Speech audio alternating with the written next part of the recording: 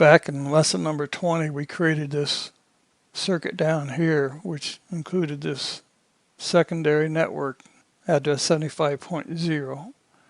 And we used that to connect to the Wi-Fi hardware, which allowed all the Wi-Fi users to have their own DHCP to keep them separate from the LAN users down here on the bridge circuit. We also labeled this Wi-Fi LAN equals bridge 1 Wi-Fi. So that's the label for this network. And now we're going to write firewall rules which keep all of these Wi-Fi people from talking to the router, keep them from talking to these LAN users. We also have, as you recall from previous lessons, we have a secure DNS server, and we want to use the DNS server on the 88.0 network. That's where it's located. We want to be able to use it from the 75.0 network. So that causes a few complications here. These firewall rules will address these complications. Don't forget we're going to be using the efficient strategy of creating rules to accept desired packets, create a rule to reject bad packets, and create a rule to reject everything else.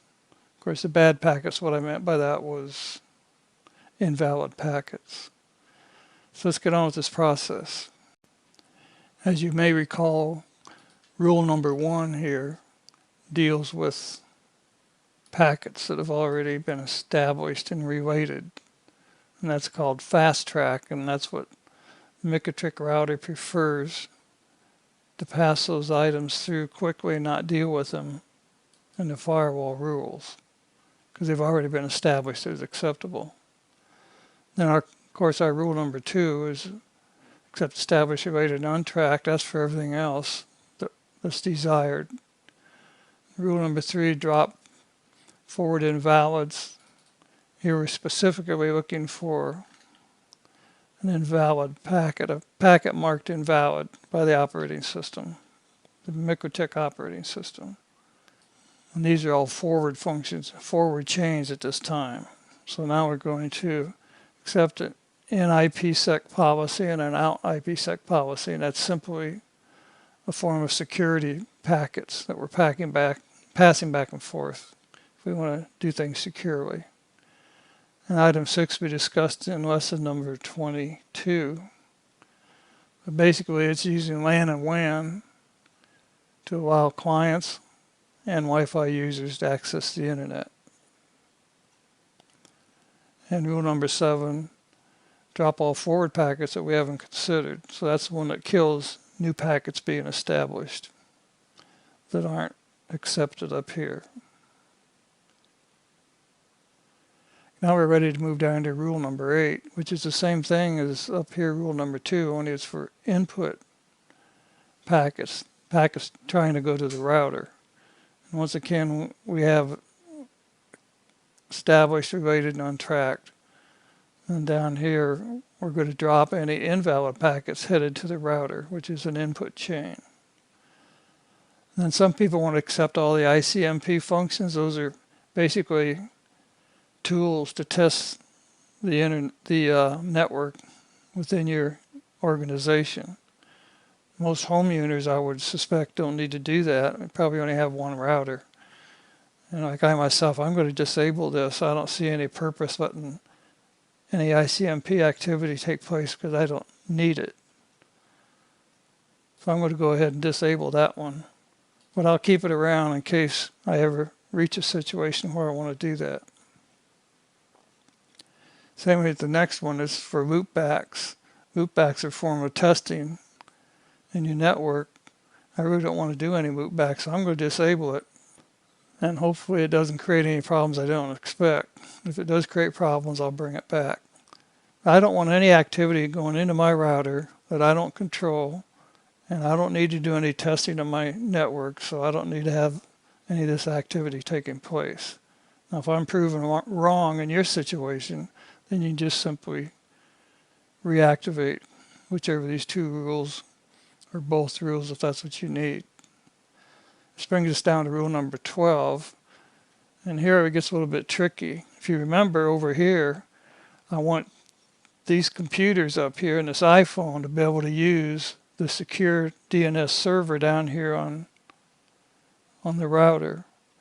But the secure DNS server is on network 88.0, and these users are up here on network 75.0.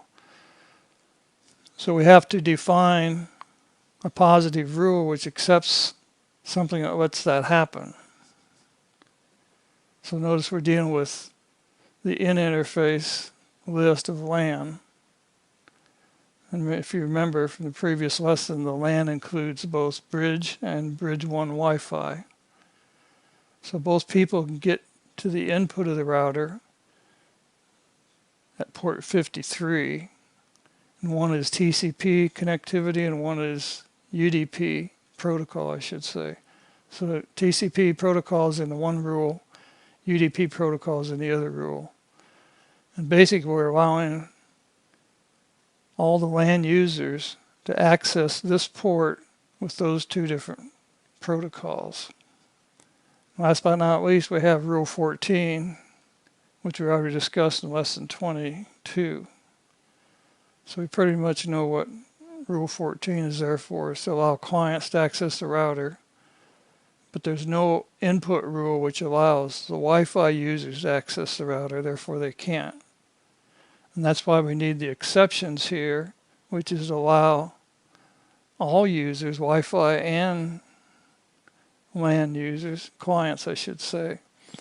These two rules allow both groups to actually get to the DNS server, which is on port 53, the secure DNS server. So that's the purpose of those two rules. And then here at the end, of course, we have a drop all not considered for the input chain. Notice there's a drop for the forward chain, Rule 7. There's a drop for the input chain, Rule 15.